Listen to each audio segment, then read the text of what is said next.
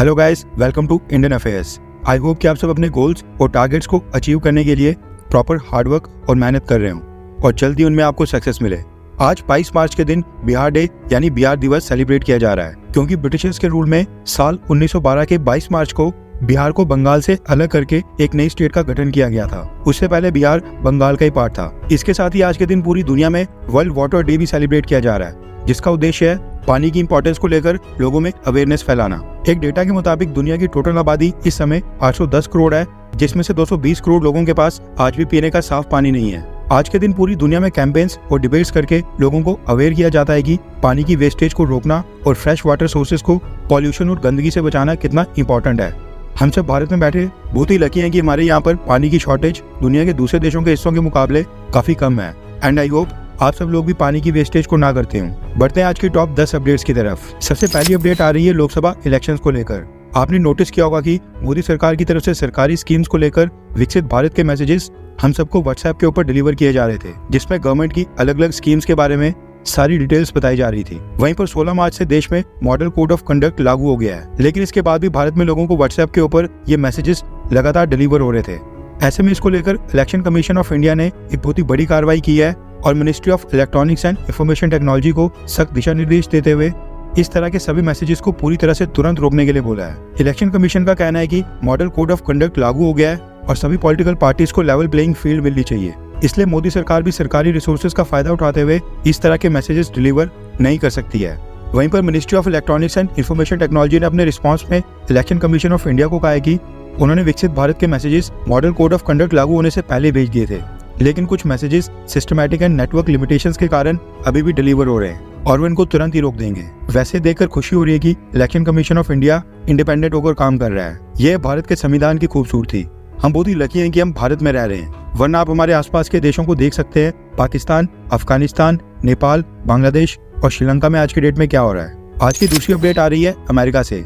Recently प्रधानमंत्री मोदी अरुणाचल प्रदेश के दौरे पर गए थे, जिसके बाद चाइना के विदेश मंत्रालय और चाइना की डिफेंस मिनिस्ट्री ने प्रधानमंत्री मोदी की इस विजिट का विरोध करते हुए अरुणाचल प्रदेश को चाइना का हिस्सा बताया था और कहा था कि भारत ने अरुणाचल प्रदेश के ऊपर जबरन कब्जा किया हुआ है और प्रधानमंत्री मोदी को इलेक्शंस में फायदा उठाने के लिए अरुणाचल प्रदेश नहीं जाना चाहिए। इसको लेकर अब अमेरिका के स्टेट डिपार्टमेंट के स्पोक्स पर्सन वेदांत पटेल ने पिछले कल चाइना के लिए एक स्टेटमेंट जारी की है और कहा कि अरुणाचल प्रदेश भारत की टेरिटरी है और चाइना LAC के पास जो भी सिविलियन या फिर मिलिट्री एनक्रोचमेंट, घुसपैठ या कब्जा करने की कोशिश कर रहा है, जो वो क्लेम कर रहा है, उसका अमेरिका सख्त विरोध करता है। यानी अमेरिका खुलकर भारत का सपोर्ट कर रहा है। आज की तीसरी अपडेट आ रही है इंडियन आर्मी को लेकर। आपने नोटिस किया होगा कि अमेरिका, UK जैसे वेस्टर्न देशों की स्पेशल फोर्सेस के हेलमेट्स के ऊपर एक कैमरा फिटेड होता है, जिसको आपने कई सारी वेस्टर्न मूवीज में भी देखा होगा। अब सेम तरह का helmet mounted tactical wireless camera Bharat की एक defence startup company edit defence system ने भारत में डेवलप कर लिया है, जो कि झारखंड बेस्ड कंपनी है। एडीट द्वारा डेवलप्ड ये camera real time video footage को एक डेजिग्नेटेड कमांड सेंटर में भेजने का काम करता है, ताकि वहां पर बैठे सीनियर कमांडर्स को बैटलफील्ड का फर्स्ट हैंड एक्सपीरियंस मिले और वो देख सकें कि ग्राउंड के ऊपर एक्चुअल में क्या हो रहा है और सोल्जर्स के सामने क्या सिचुएशन है, क्या विजुअल्स हैं। इस कैमरे का नाम थर्ड आई रखा गया है, यानी तीसरी आंख। खास बात यह है कि ये 12 मेगापिक्सल का कैमरा पूरी तरह से मेड इन इंडिया है, भारत में डेवलप्ड है और भारत के अंदर ही मैन्युफैक्चर्ड है। कंपनी क्लेम कर रही है कि ये एक चार्ज में 6 घंटे तक चल सकता है और इसको हेलमेट के ऊपर और हेलमेट के साइड पर दोनों पोजीशन के ऊपर अटैच किया जा सकता है। अभी तक हमें ऐसे कैमरास फॉरेन मेड कंपनी से परचेज करके भारत में इंपोर्ट करने पड़ते थे। आई होप कि ये कैमरास इंडियन आर्मी की रिक्वायरमेंट्स पे फिट बैठे और इस कंपनी को एक बहुत ही बड़ा ऑर्डर मिले। आज की चौथी अपडेट आ रही है अर्जेंटीना से। आपने इंडियन आर्मी के सोल्जर्स के पास तो कई बार रॉयल एनफील्ड की बुलेट बाइक्स को देखा होगा।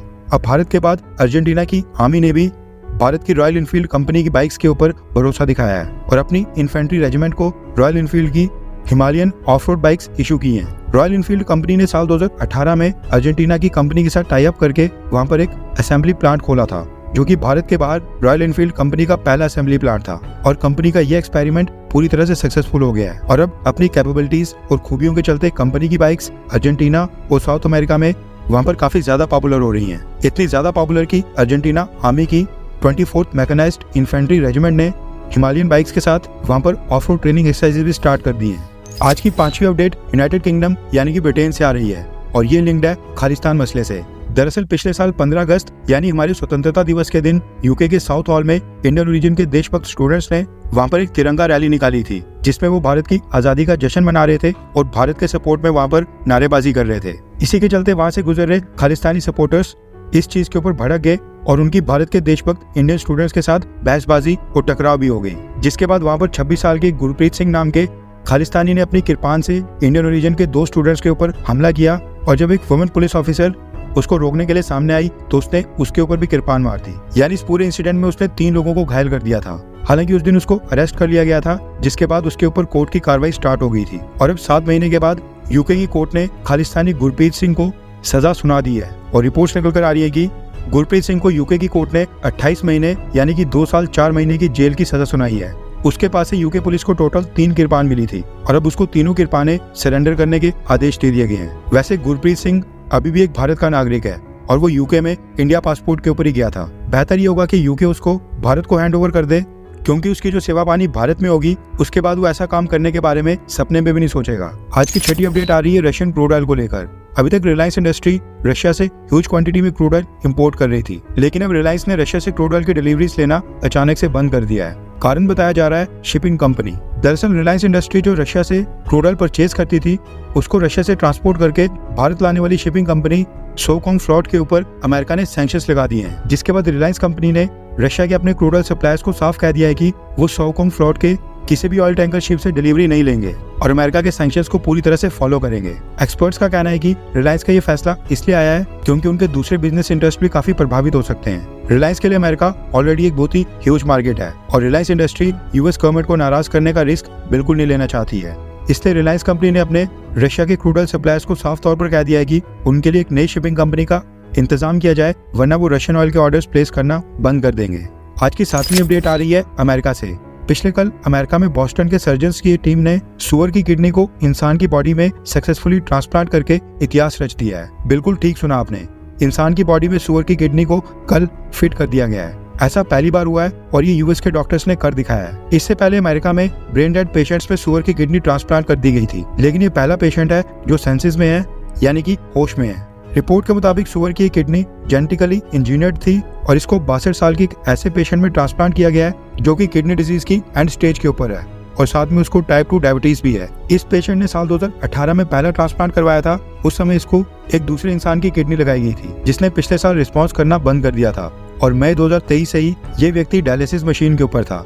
डॉक्टर्स का कहना है कि सर्जरी के बाद फिलहाल पेशेंट की कंडीशन बिल्कुल ठीक है, लेकिन देखना ही होगा कि ये ट्रांसप्लांट कितने समय तक सक्सेसफुल रहेगा, क्योंकि पहले भी सुअर के ऑर्गन्स ह्यूमन बॉडी में ट्रांसप्लांट किए गए हैं, लेकिन वो पेशेंट्स उस ट्रांसप्लांट के बाद कुछ ही महीने काट पाए हैं। आज की 8वीं अपडेट आ रही है कैरेबियन देश हैती से। कुछ दिन पहले हमने आपको बताया था कि हैती में क्रिमिनल गैंग्स ने पूरे देश को कैप्चर कर लिया है और वहाँ पर अब ना ही सरकार का कंट्रोल है और ना ही आर्म फोर्सेस का। हैती में लगातार सिविल वॉर जैसी सिचुएशन बनी हुई है, रेप, लूटपाट और हत्याएं हो रही हैं। ऐसे में भारत ने हैती से अपने नागरिकों को इवैक्यूएट करना स्टार्ट कर दिया है। पिछले कल देर शाम को ऑपरेशन इंद्रावती के तहत 12 भारतीय नागरिकों को हैती से इवैक्यूएट करके पड़ोस के देश डोमिनिकन रिपब्लिक में पहुंचा दिया गया है, जिसकी जानकारी हमारे विदेश मंत्री जयशंकर सर ने खुद ही दी है। आइए सुनते हैं कि जो लोग इवैक्यूएट किए गए उन्होंने क्या बोला है। Group of Indians just landed from Haiti, and today is the first time I can say in my 50 years I'm proud to be an Indian.